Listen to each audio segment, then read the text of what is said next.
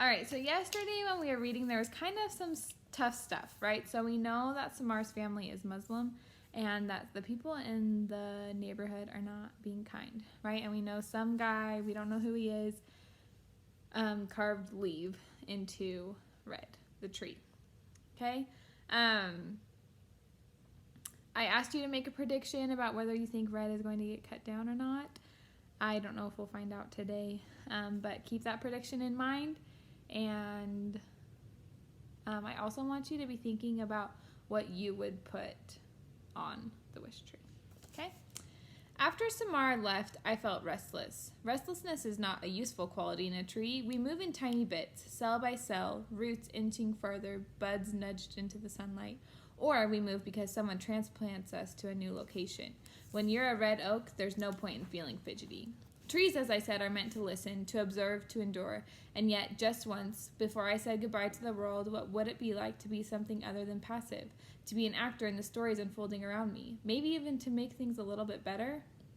Bongo, I said softly, are you awake? I am now, she grumbled. I have a question. I'll get back to you first thing in the morning. How does friendship happen? Bongo responded by snoring. I could tell it was a fake snore. Her real snores are so loud they scare the baby possums. I'm serious, I said. Bongo groaned. I don't know, it just happens. But how does it happen? Friends have things in common, Bongo said, and there you go. Your answer in 5 words. See you in the AM, pal. I thought about her reply. But what do you and I really have in common when you get right down to it? With a loud exhale, Bongo flew to the ground. Okay, I'm thoroughly awake now. Thank you very much. What's this all about? Just an idea. Here's an idea for you. Ideas are a bad idea, said Bongo, especially if someone is in busybody mode. I'm looking at you, Red. Back to my question. Why are we friends? Okay, fine. Let me think on it for a minute. Bongo walked in a slow circle around my trunk, considering. I love the way birds move, so unlike trees. We bend with the wind. We're graceful and unhurried. Birds, on the other hand, move in flits and twitches, their heads whip from side to side as if they've just heard astonishing news. Bongo paused. Well, to begin with, you're my home, and I'm your tenant. But that's not really a reason for us to be friends. I've had residents I wasn't particularly fond of. That squirrel, what was his name? Squinch? The one with bad breath? It's not important. Knew it was Squinch. Bongo, I said, please focus. Bongo gazed up at me. We're friends because we're friends, Red. Isn't that enough? Her voice was small and sweet, not her usual get-to-the-point crow tone. You're right, I said, but suppose 2 people needed to be friends. How would you make that happen? Maybe get them together, doing something. They yak, share a laugh. Voila, friendship. Am I right? I don't like it when you humming leads to ideas. You can go back to sleep, Bongo. Thanks for talking. You're a good friend. Likewise, Bongo flew back up to her nest. Hey, be sure to let me sleep in. Bongo? Now what? One more thing. Why do you think people can be so cruel to each other? It's not like the rest of us are exactly angels. Last night I saw Agnes eat a whole lizard in one bite. Agnes, the barn owl who lived with her nestlings in my highest hollow, flapped her wings in annoyance. Hey, a girl's got to eat, and you're a fine one to talk, Bongo, she said. Is there anything crows won't eat? My point, Bongo continued, is that the world's a tough place. Doesn't matter if you're a bunny or a lizard or a kid. With that, Bongo started snoring, for real this time, but I was still wide awake. Ma, what's that horrible noise? Came the startled voice of a baby possum. That's just Bongo sleeping, her mother replied. Bongo had been right. I was hatching an idea.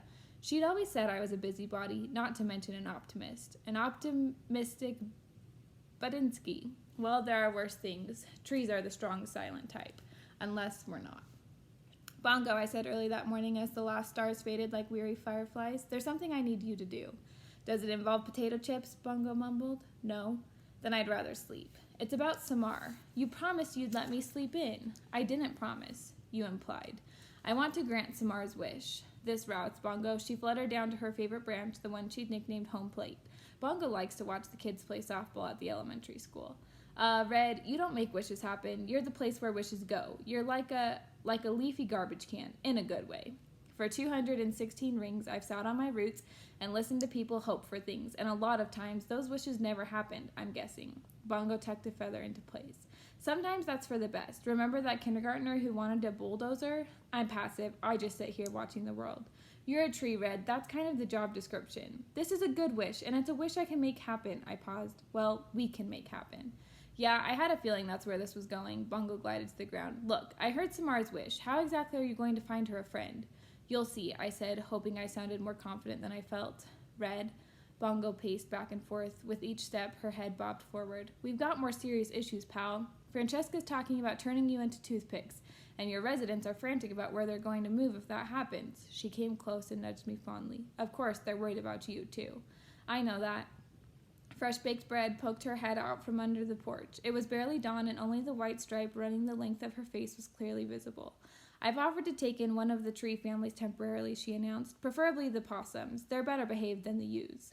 That's very generous of you, Fresh, I said, but I was interrupted by Big Ewe, the mother of the 3 raccoon babies. She was in my large hollow, grumbling under her breath.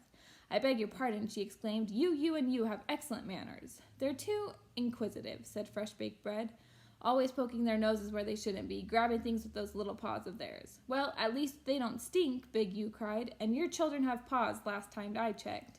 Harry Spiders, the mother possum, peeked out cautiously from her own hollow. Possums name themselves after things they fear. Stink is in the nose of the beholder, said Harry Spiders, and while I personally think your children have a delightful odor, Fresh, I've already got dibs on the woodpile 2 doors down, should anything happen to dear Red. She patted me. No offense, love, just thinking ahead, you know? No offense taken, I assured her. I saw that pile first, Big Ewe cried. Share the skunk den, Harry Spiders said. I wouldn't be caught dead in that place, Big Ewe exclaimed. Not now that I know my inquisitive children aren't wanted. Well, they are a bit boisterous, said Harry Spiders. At least my children have spunk, said Big Ewe. Your kids faint when they see their own shadows. Playing possum is a useful adaptation, said Harry Spiders, her pink nose twitching. The world is a dangerous place, and in any case, we can't control it. It just happens. If I may interrupt, came a cool voice from my highest branches. It was Agnes. There's a nice-looking linden tree 2 blocks away, just vacated by a gray squirrel family. We're looking at it as a possibility, but there's a tomcat that runs loose there. Collar, no bell, so that's an issue. Also a big, slobbery dog. In fairness, all dogs are slobbery, Bongo observed. I really think you should all calm down, I interrupted. Let's not buy trouble, one day at a time, my friends. Who knows what tomorrow may bring? The mothers glared at me. I heard a great deal of sighing. Too much, wise old tree, I asked. Too much, wise old tree, Bongo confirmed as everyone retreated into their homes in a huff. They're all a bit tense, Bongo said, worried about your situation. I can see that. I'm worried too, Bongo said in an almost whisper. I know, I said gently, but every cloud has a silver... Red, Bongo interrupted. Sorry. There must be something I can do, Bongo said. You're a good friend, Bongo, but sometimes all you can do is stand tall and reach deep. Red! Sorry, I said again. What will I do without you, Red? Bongo said softly. You'll be fine, my friend, I promise. We both fell quiet. At last, Bongo shook herself, feathers fluffing. In any case, maybe not the best time to be granting wishes, is my point.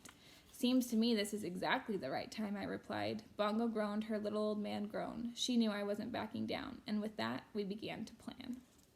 We executed plan number 1 an hour and a half later when Stephen headed off to school. He'd gotten only as far as the sidewalk when Bongo dove straight toward his backpack. Poking at the zipper with her beak, she cawed frantically. When crows want to be loud, they can be extremely loud. What? Stephen cried. What is wrong with you? Bird, he dropped his backpack to the ground.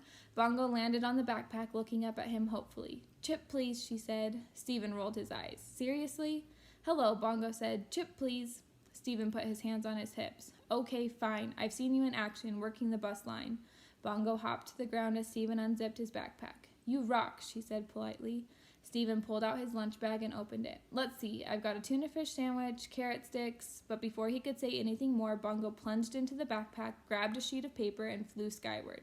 Hey, that's my English homework, Stephen cried. Come back here, you thief! Bongo flew high into my branches and landed with a victorious caw. Stephen stalked around the bottom of my trunk where the yellow police tape encircled me. Please, Crow, he pleaded. I'll give you my whole sandwich, please. Bongo perched on the paper, freeing her beak. No way, she replied.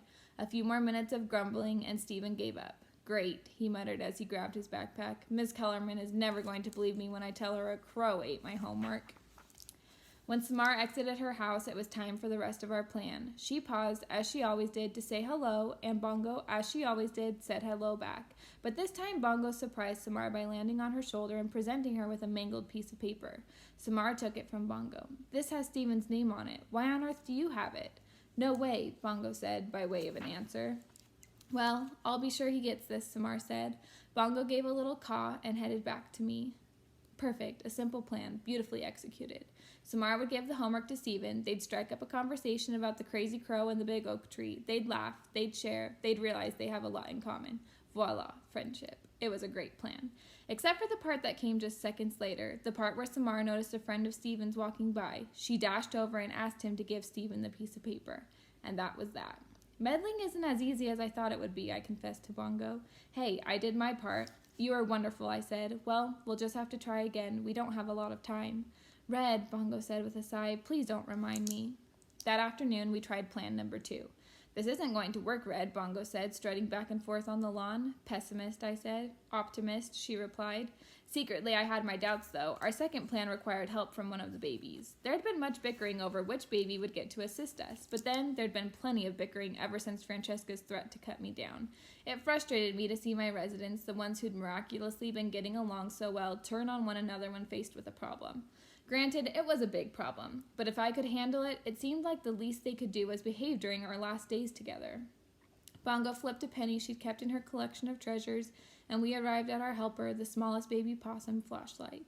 Let me get this straight, said Bongo. You're afraid of Shh, Harry Spiders hissed. We try not to say that word around him. So what do you actually call him? Agnes asked. He answers to Flash, Harry Spiders explained. Well, Flash, said Bongo, you understand the drill, right? You pretend to be dead. You guys are good at that, right? Flash nodded excitedly. Possums are the best dead pretenders in the world. So you play dead, Samara and Stephen see you as they're coming home from school. We're hoping they come home at about the same time today, I interrupted. And they freak out, Bongo continued, see the cute little maybe-dead baby, talk about what to do. Are you certain this is safe? Asked Harry Spiders. I'm getting a little faint just thinking about it. We'll all be watching, and Stephen and Samara are smart kids, I reassured her. They'll know not to touch a sick animal. So they go get their parents, call a wildlife rescue place or maybe a vet, and while they're busy, Bongo continued, little Flash runs back to his den. Samara and Stephen come back out, have a good laugh about the vanishing possum, maybe the parents even get to talking. You really think you would do a better job? I really think you would do a better job, Big U complained. She's a born actor. Or you. This has been officially decided, Bongo said firmly. We flipped the penny, remember? Just saying, Big U muttered. Down the street, the school dismissal bell rang. Places, everyone, Bongo urged. This is totally going to work, I said. This is totally going to fail, Bongo said at the very same instant. And action, Bongo whispered. Little Flash waddled out to the middle of the lawn. He lay down on his side and curled up. He closed his eyes. He drew back his lips, revealing tiny, needle-sharp teeth. Perfect, Bongo said. Try foaming at the mouth, dear, Harry Spiders called.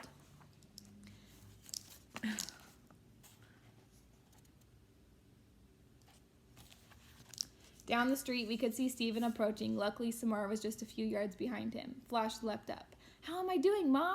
Wonderfully, my baby, said Harry Spiders. Mommy's so proud of her little bitty possum. Be dead, Bongo cried. Oh yeah, Flash shrugged. I kind of forgot, Aunt Bongo. I'm not your aunt, Bongo said. I'm not even a member of your species. Well, that doesn't really matter, I chided. Be dead, Bongo cried again. Flash hiccuped. Oh my, said Harry Spiders. He does that when he's nervous. How come I can't be dead, Mom? Asked Rose Petal. Newbies, quiet, Bongo commanded. Flash, stop hiccuping, dude. Here they come, I whispered. Stephen and Samar. The hiccups got louder. Flashlight, Bongo said. Now! Don't call him that, his mother cried. Flashlight froze. He stopped hiccuping. Foam dripped from his mouth. His half-open eyes were glazed and unseeing. The works, Bongo whispered. Brilliant. Stephen found Flash first. Samara was close behind. What should we do? Stephen asked. Success, I thought. They were actually talking to each other. Don't touch it, said Samara. It might be rabied, or it could just be playing dead. I read that possums will do that. I'll go get my mom. Maybe she can call someone. Sounds good, said Samara. To my disappointment, Stephen and Samara nodded at each other and promptly went into their separate houses. And once again, that was that. All that work for just a few moments of conversation? How exactly did people make friends? How hard could it be? Still, I reminded myself Stephen and Samara had spoken to each other, and that was a good first step, wasn't it? Flash, Bongo called. Time to go back to your den, buddy, before they come back. Flash remained frozen in a little possum ball. Flash, I called. Flash, baby, Harry Spiders yelled. Oh my, said Big U. I don't think your baby's acting. My baby, my precious Flash, cried Harry Spiders, and Flash's brothers and sisters began to wail. You really should have used one of my U's, Big U said. Flash, stop being dead, Bongo yelled. She hopped over to Flash and gently poked him with her beak. How dare you peck my son, Harry Spiders yelled. Flash, I'll save you, baby. Hairy spiders dashed out of her hollow, scrambled down my trunk, and promptly fainted. Oh, great, said Bongo. Just fantastic. Like mother, like son. What now, wise old tree? You grab Flash, I instructed. Fresh baked bread and Big U, can you rescue Hairy Spiders? Pull her over to Fresh's den under the porch. Hairy Spiders called my children boisterous, Big U said.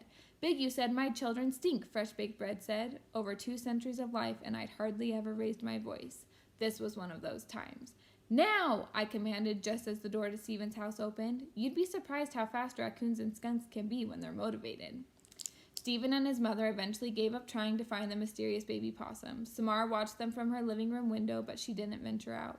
After about an hour, Hairy Spiders and Flashlight woke up and returned on wobbly legs to their den. And that was that, again. Don't worry, I told Bongo, 3rd time's a charm. What's that supposed to mean? It's just something people say. Charm, Bongo sneered. Did you know that's what people call a bunch of hummingbirds? No, actually. Hummingbirds, which, let's face it, are pretty much just overdressed flies. But a bunch of us crows together, guess what we get to be called? What? A murder! A murder of crows! Can you believe it? A bunch of trees, you're a grove. A bunch of raccoons, a gaze. Bongo flapped her wings. But crows, we're a murder! Are you quite finished, I asked. Sorry, I'm worried about you, and I get grumpy when I'm worried. Bongo plucked out a piece of new grass and tossed it aside. I have one more plan to get Samar and Stephen talking, I said. How about a plan to get you not turned into a picnic table? I can't control everything in life, Bongo, I said gently, and if I could, what fun would that be? But this little thing, this wish of Samar's, I can make it happen, I hesitated. At least I think I can. I don't understand why this matters so much to you. She reminds me of a little girl I knew a long time ago. You're a Batinsky, said Bongo wearily, but I love you anyway. She looked at me with something like the crow version of a smile, beak open, head cocked, eyes gleaming. So, what's plan number 3? Okay, we're going to stop there. I want you to think about, so they're trying to solve a problem, right? They want to give Samar her wish about making friends. And I want you to think about what it does take to make a friend. How do you make friends? Okay, and we'll pick it back up tomorrow.